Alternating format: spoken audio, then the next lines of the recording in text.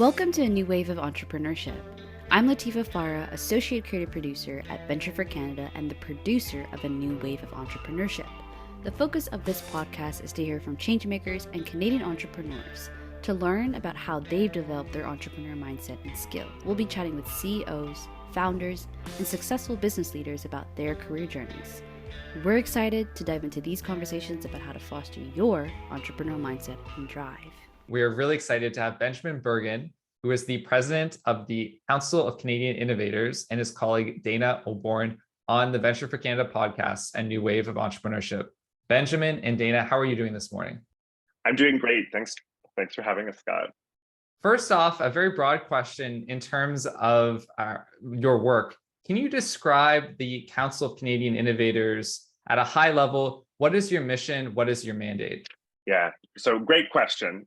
So we work with scaling technology companies to really help build a better public policy framework for all technology companies in Canada. And so we've got about 150 member companies. These are firms that are traditionally more than 5 million in reoccurring revenue. And we really look at sort of what are the levers that are required in order to build a successful innovation economy here in Canada.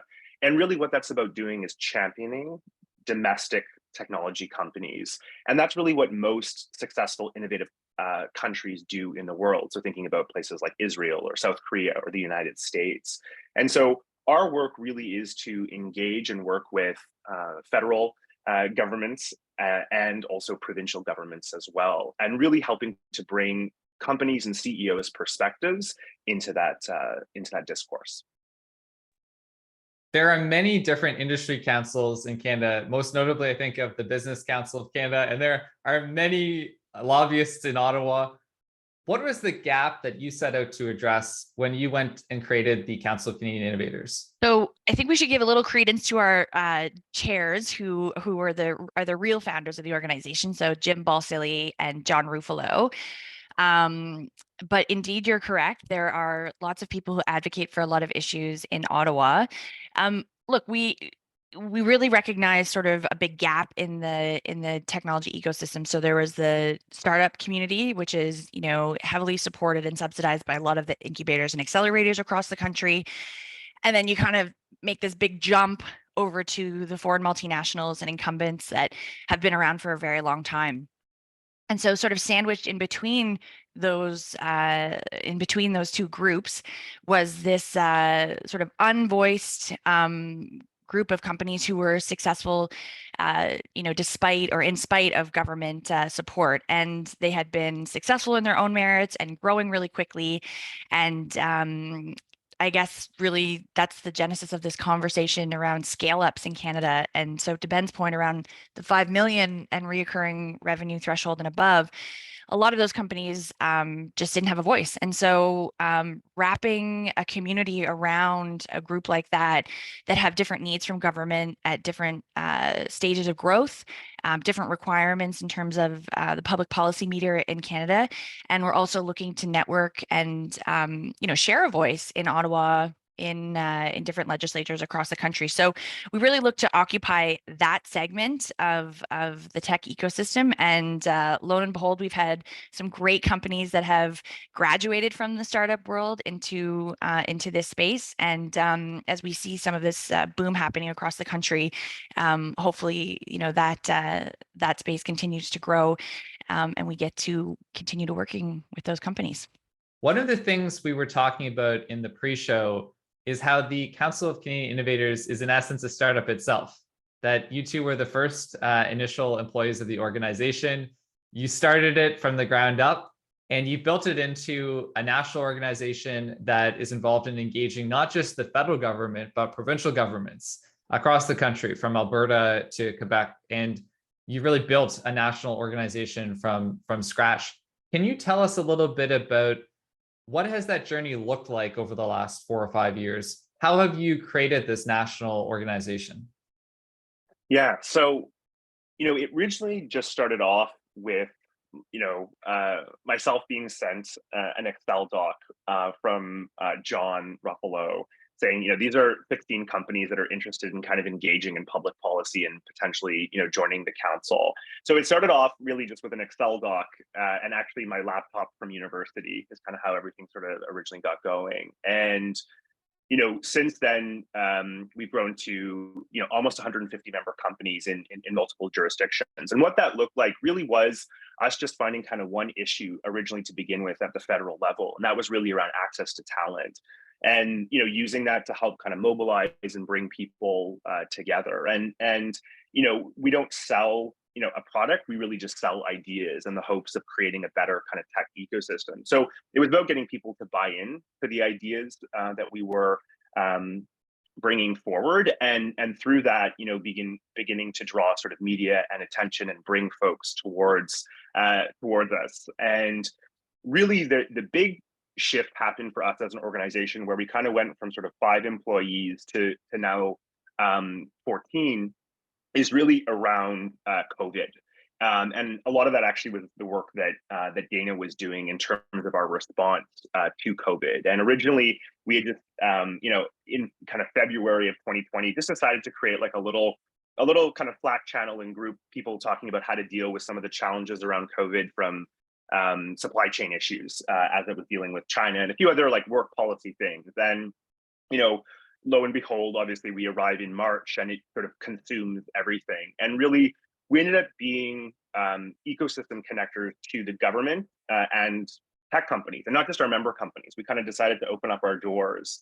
And ultimately that led to kind of tremendous growth in terms of membership, going from, kind of 70 companies close to 150. And really with, sort of the power and mandate to begin to engage not just the federal government on a myriad of topics, but also the provinces as well. And one of the things about us as a country and as a federation of provinces is that they have a lot of power and agency as well in this space, especially around things like data and privacy and education. And so, I would say kind of one of the kind of pivotal moments really for us was COVID, in terms of being able to expand. And it created almost like a moment where folks really realized that government was so critical for everything from them being even able to operate under certain restrictions, to accessing funding, to the healthcare system. And we're in the business of decoding government, engaging government, and helping to work with government. So that for us was kind of the big piece. But I will say, Scott, there were days when, Ben and I were, shoved into a small little meeting room with, papers flying everywhere and Excel files and things, and kind of looking at each other like, oh my God, how are we going to get through this? And we have a saying at CCI that's, how do you eat an elephant? And it's one bite at a time. So, strongly and surely just taking pieces that were important and hiving them off and really focusing intently on them, and then building them out and building capacity around them has been really key to our success. I really like that elephant saying. I've never heard that before, but I think anyone who's been involved in building something from scratch and sometimes can be overwhelmed by the sheer volume of things to do, that is a good way to think about it. And also, I remember one line that I think someone paraphrased from Bill Gates, which is that people often underestimate what you can do in 10 years and overestimate in 3. So to your point, patience is key when building these kinds of things. At least that relates a little bit to my experience at Venture for Canada. One of the things I love in doing this podcast is really diving deep in terms of research about different guests and their work. And one of the things, perhaps the line that I noticed came up the most when researching CCI, is the phrase intangible economy. It's definitely something that you folks talk about a lot. So what is the intangible economy, and why is it so important for Canada's economic future? So the intangible economy is the economy. And that's kind of where we've actually arrived at in terms of the 21st century. And what do I mean by that? What I mean is that the intangible economy is things like intellectual property, it's data, and then it's all the facets that kind of govern these pieces. And in 1975, 17% of the S&P 500 value was the intangible economy. Fast forward to today, 95% of the economy is the intangible in terms of its value on the S&P 500. So this is ultimately where all of the wealth is. This is ultimately where prosperity comes from. And in order for Canada, and why it's important for Canada to be really engaged in the intangible, is that this is where our wealth and prosperity will come from as a country. This is how we will pay for social programs. This is how we will actually build the civil society that we want in the 21st century. So it's important because it is the economy, it's where everything is going, and ultimately it's how we're going to actually pay for things that we care about. It's so critical for Canada's future. And to your point, the Canadian economy of the 21st century is going to be very different than the Canadian economy of the 20th century. And the countries that reap the benefits of the intangible economy are ultimately the ones that are going to be the places that can offer the highest quality of living moving forward. To the point, 120 years ago, the average Argentinian made more than the average Canadian, versus today, the economic situation of those two countries are significantly different.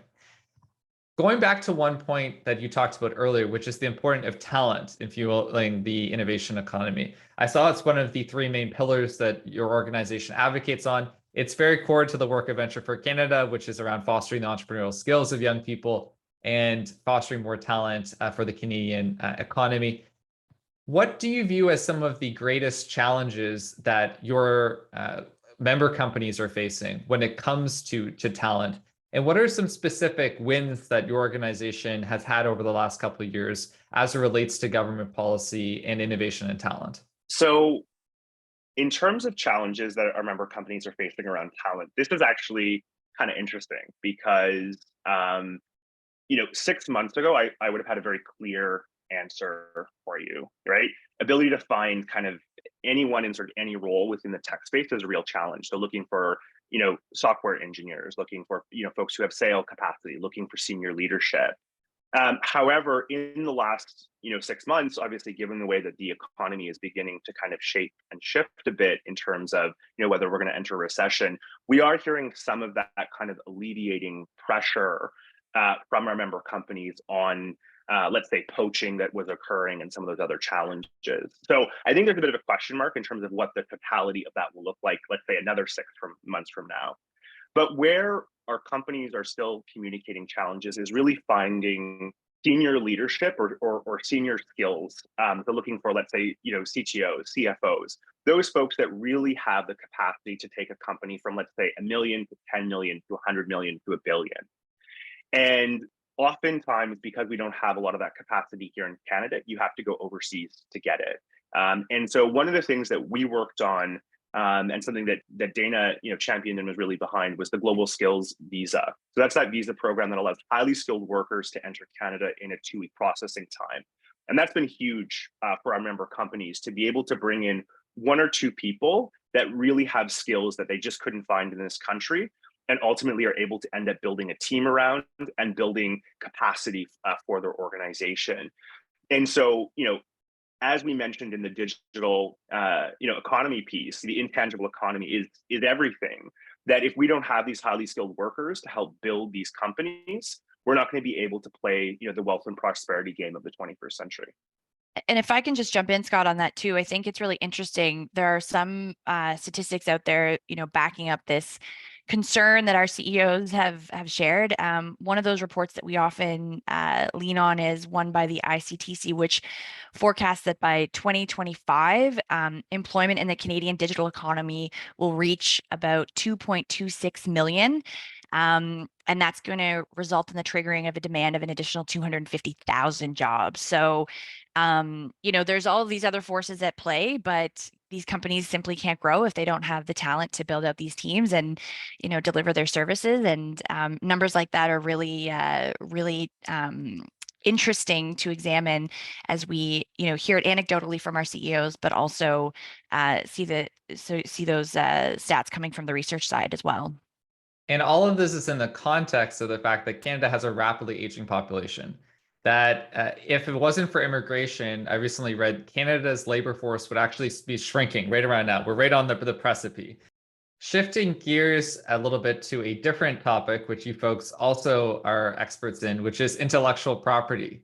And it seems like it's one of the core policy issues that you've been engaged with provincial and federal governments over the last couple of years. And in particular, it seems like have made a significant impact in Ontario with some of the work that the provincial government has done with regards to intellectual property. What should a comprehensive data and intellectual property strategy for Canada look like? Well, Scott, first of all, I'd love to thank you for the word expert. I would say we are we work with a lot of people across the country who are experts in this space in a much more advanced way than we are. And to be honest, we've learned from the benefit of those folks around us. But let's maybe sort of break those two questions up and talk a little bit about design on both of them. So data on that front in terms of a comprehensive strategy, as what Ben described, is really the foundation of a 21st century economy. The volume of data that companies and governments produce is growing exponentially. Business models in the private sector constantly seek new ways of managing and unlocking the value of that data to help their businesses grow.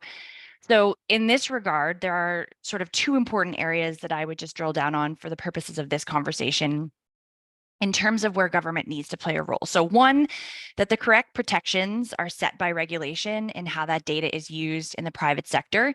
And that's important for things like consumer protection, privacy, human rights, and national sovereignty to an extent. And so if companies are operating in Canada, those rules need to be very clear and in the benefit for Canada's economy. So, and in other words, or in another analogy, if we're going to allow the kids to play in the playground, they need to know the rules.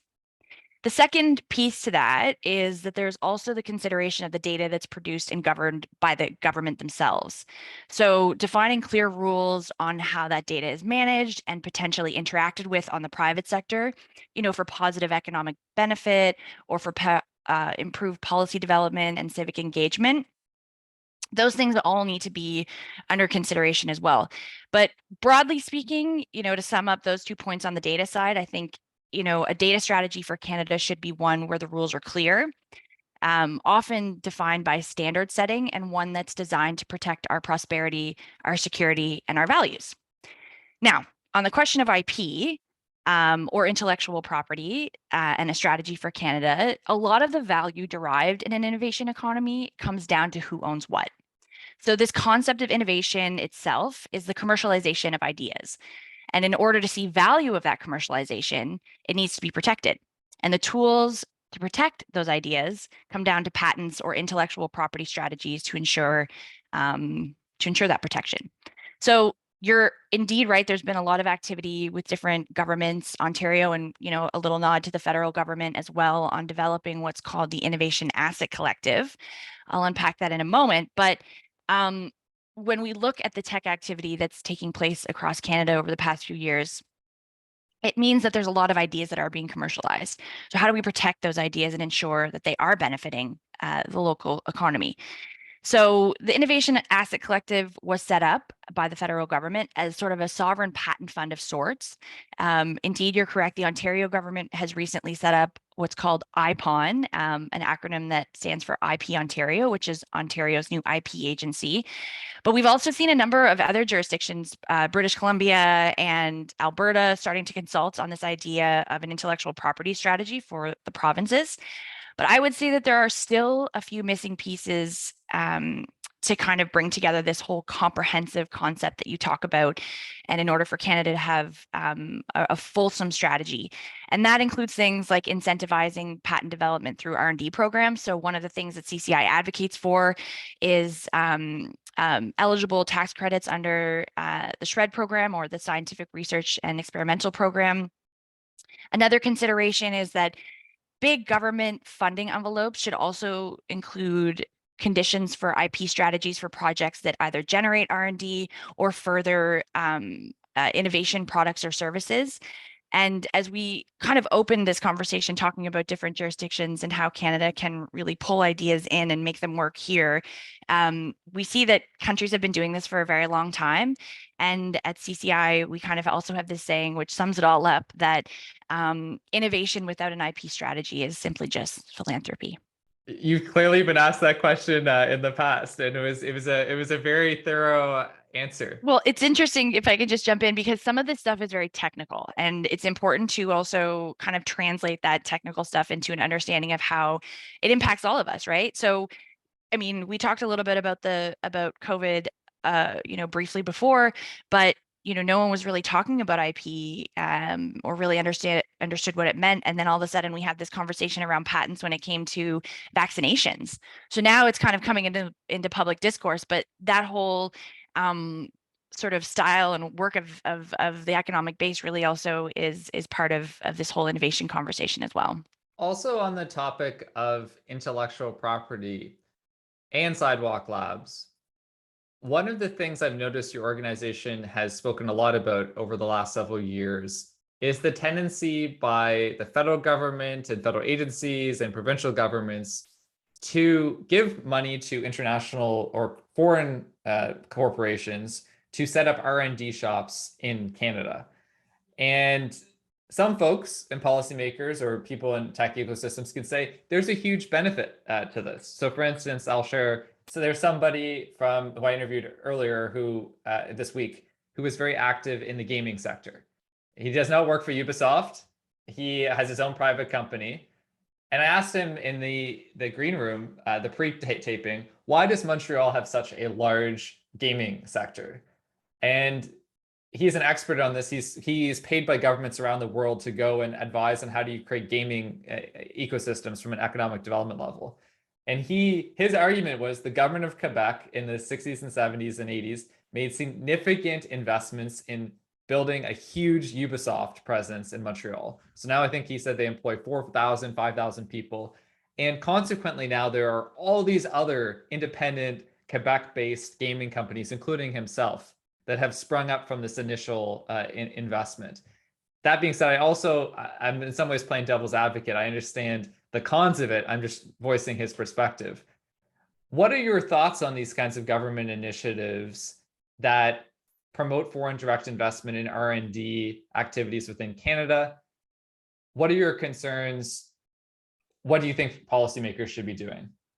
So I'll quickly start this, and then I'll kick it to Ben because there's this issue is very complex, and I'll start off by just saying that one of the things that we don't measure in Canada are the economic spillover effects of foreign direct investment, and so we really have no metrics of measuring, what kind of economic activity, positive or negative, results when governments attract foreign companies to set up, operations or R&D shops or whatever here. But the one thing that is absolutely apparent in the work that we do is that it leaves our CEOs scratching their heads with, why isn't government working with us on exactly the same business model that we have? And a very clear example of that was the Amazon HQ2 piece. It was remarkable to just see all of these politicians sort of waving their hands in the air saying, we'll do whatever it takes to get you to come here. And we want all these high paying jobs. And, our CEO saying, wait a minute, this is not just competitors moving into our backyard. This is a major company that's going to come in and hoover up all of our talent. So, these sort of decisions, policy decisions, investment decisions that governments make actually have negative impacts on the domestic ecosystem. But to my first point, we just don't measure it. So there's a plethora of pieces that are related to this, and the economics of it is much more esoteric. But just to open with that. But Ben, I'll kick it to you on this. Yeah, for sure. So I think economic and innovation policy needs to be iterative, right? So something that made sense, let's say in the 70s and 80s, where there was, let's say, a nascent economy around this space, like sure, some tax incentives and ideas in terms of supporting that, may be necessary. But let's fast forward to where we are now. In Montreal, there is negative employment in the tech and innovation space, meaning they have to bring people there. And foreign multinationals are often given tax credits that domestic companies cannot access. So our member companies are going to war for talent, for highly skilled workers and are competing with foreign multinationals that are given sometimes 30% discount on talent, and are being promoted by provincial and federal governments over domestic companies. And so what I would say is that policy needs to be iterative and it needs to be updated constantly. We can't be stuck in 80s public policy around innovation. I think Dana probably would say something about SR&ED here as kind of a bit of a jab. But that's really kind of the critical piece here, is that public policy needs to be updated. Now, to revert back to kind of our earlier kind of commentary, it really is creating wealth when you own the IP and the data that you're generating.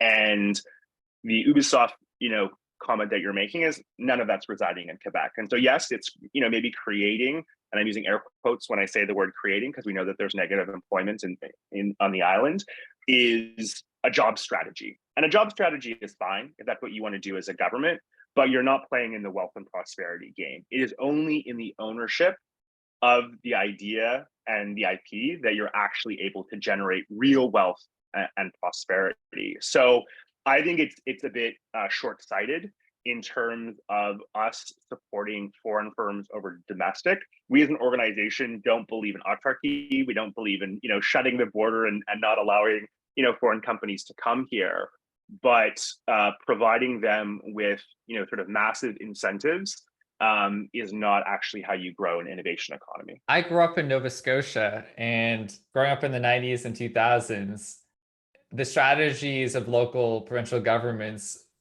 were often more around, let's get big American companies to open call centers, or very often opening the kinds of facilities that that create lots of jobs, but to your point, don't necessarily create a huge amount of economic prosperity. And it is interesting to your point about you have to adapt economic policy to the context that you operate in. Potentially in the 70s and 80s, that made sense. But policymakers need to adapt to new circumstances. And I think it's a very interesting point, especially as it relates to the Ubisoft example. Building off one thing you just said, Ben, the topic of SR&ED. And SR&ED is something that I feel like it's like the cilantro of Canadian innovation policy. People either love it or they really, really hate it. It tends to have very polarizing views. So Dana, first off, for our listeners, what is SR&ED, and what are some of the existing issues with SR&ED? Should SR&ED be reformed? Should it be eliminated as a program? What are your thoughts on the future of SR&ED? So SR&ED is a three kind of waivers between 3 and 4 billion tax credit program that the federal government delivers for to incentivize R&D. And again, research and development is a vast bucket and can range from measuring chemicals going into the development of a new mine, or figuring out what a medical device looks like as it operates in a certain part of your body. So it's a vast program. And I would just first start off by saying that no, we don't think that it should be eliminated, but we certainly believe that it should be modernized. And in fact, the federal government had responded to that call in the last federal budget. And keep in mind that this is sort of the third iteration of what the federal government has considered a modernization effort in the last, I would say, 20 years. But the program is really suited to supporting the tangible economy and not necessarily kind of awake yet to what the intangible economy looks like. So really advanced technology like quantum and AI is still sort of foreign in the understanding of how to measure what R&D looks like in that space. And so some of the things that we've been talking about a lot, and I've already mentioned, one was, creating eligibility for the development of patents within the SR&ED program. Another thing, which you were probably alluding to in the opener of this question, is how some people don't like the program very much. It is very cumbersome and often requires third-party auditors or third-party consultants to really be the deliverer of what that credit looks like, from crossing the T's and dotting the I's and making sure that the application for that credit is all in good shape in order to receive it. And sometimes these credits take a long time to get to companies. And when you're relying on that source of income to be able to, do the development, do the research, hire other people, that waiting time can often be very frustrating for companies. There's another really interesting sort of technical piece that, we're also advocating for, which you'll hear more about in the next few weeks from us, is around some of the incremental changes that are included in how technology is developed, and that the SHRED credit program doesn't necessarily recognize those incremental changes. And so in simple form, think of version 1 and think of version 15. And back to my example, which I think just makes the most sense for the purposes of this conversation, a medical device that's inserted into your body. I mean, if it goes through the regulatory process of being approved by Health Canada to go into our bodies, it better work. And so the research that it takes to make sure that that's a high functioning device requires a lot of incremental changes over time based on how our bodies function and the response rate from patients. But that's not entirely recognized by the SHRED tax credit program. So we believe that effectively, the program just needs to be modernized to reflect how businesses operate these days, to understand the intangible economy a little bit better, to understand data sets. So companies that are doing really intensive R&D are actually being able to maximize the eligibility for the program. What are your concerns with the supercluster program? Why is it a program that you have criticized publicly?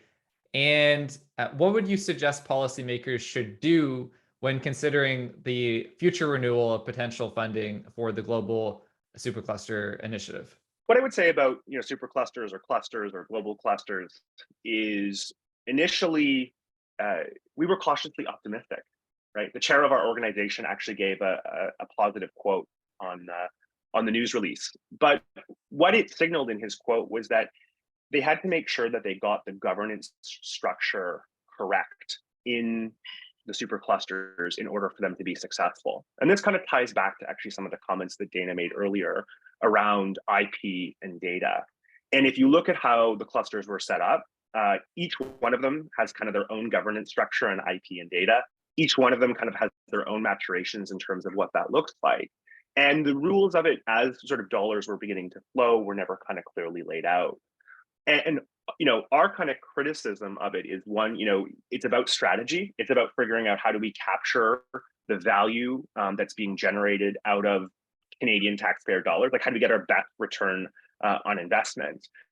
And then coupled with those concerns that we have, there was obviously the Parliamentary Budget Office, which laid out a report, I don't know if it was last year or the year before, that really articulated that the superclusters themselves hadn't delivered some of the promises that we were told, right? That they would actually help facilitate cluster building, that they would actually lead to X thousands of jobs. And so this is the government's own report being critical of the program and its delivery. And I think, in the most recent budget, we've actually seen that funding that they were looking for actually come down in terms of values, in terms of the renewal of the program.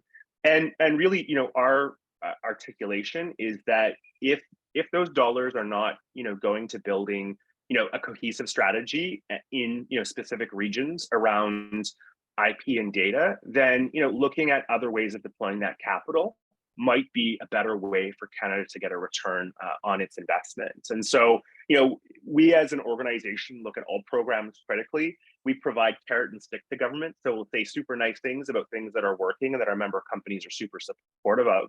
But we will challenge how dollars are being spent if it's not leading to really the outcomes that are needed in order for Canada to be a successful innovation economy. Ben and Dana, we have covered a really wide range of topics today, from superclusters to talent strategy to intellectual property. For our listeners who are interested in building a more innovative, a more equitable, a more prosperous country, what is one key takeaway that you want listeners to go home thinking about? So look, I think it's actually get involved, right? I mean, I think we often view, public policy as something that happens behind kind of closed doors and is, somehow some kind of mystique. But really, engagement and participating is actually the way that you begin to kind of shape and change things. And so, there's many different kind of venues in terms of how you can engage, but I would say, really kind of the participating in the public space is a really great way to begin to do that. Dana, I think you also mentioned you've got a comment that you want to jump in on. As policy does get developed on the technical side from a government perspective, that engagement piece that Ben mentioned, of course, is critical, but it's also just really paying attention to your behavior and how you interact on these platforms and really thinking about that as we sort of evolve as a civil society. So I would leave it at that. And to both comments, ultimately, I think when we think of the health of democracies and governments and countries, countries people get the governments that they deserve in some ways. And I think as we think of a country and how we foster our democracy and government, so much of it comes down to every citizen being engaged and contributing and not being a passive player.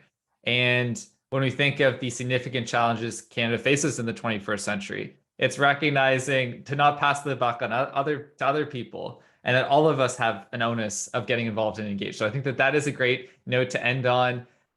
Ben and Dana, it's been a true pleasure speaking with you today. We've covered a ton of different topics. Thanks for all the work that you do to foster a more innovative Canada, and thanks for coming on the program. Yeah, thank you, Scott, for having us. Thank you, Scott. Thanks for having us. That's it for this week's episode of A New Wave of Entrepreneurship. Stay connected with us via our social and our email list. Subscribe to us in your favorite podcast app so that you don't miss our next episode. If you have feedback on today's episode, tweet us at Venture4Canada. That is Venture, the number 4, Canada, or email us at podcast@venture4, that's spelled FOR, Canada.ca. We'd love to hear from you. Thanks for listening. I'm Scott Stewart, and until next time, stay safe, stay motivated, and stay grateful. A New Wave of Entrepreneurship is produced by Latifa Farah. Editing and mixing also done by Latifa Farah. Erica Ormanston is our editorial assistant. Mark Wallach and Premium Beat own the copyright and publishing rights related to the song used in this podcast. The comments and opinions, recommendations, or suggestions expressed on the podcast by the guests are not liable to Venture for Canada and belong solely to each individual. Any information provided stated by our guests and our host is independent of Venture for Canada. A New Wave of Entrepreneurship is a Venture for Canada brand, and all content is owned by Venture for Canada. If you'd like to use our content, please reach out to us at podcast@venture4, that's spelled FOR, Canada.ca.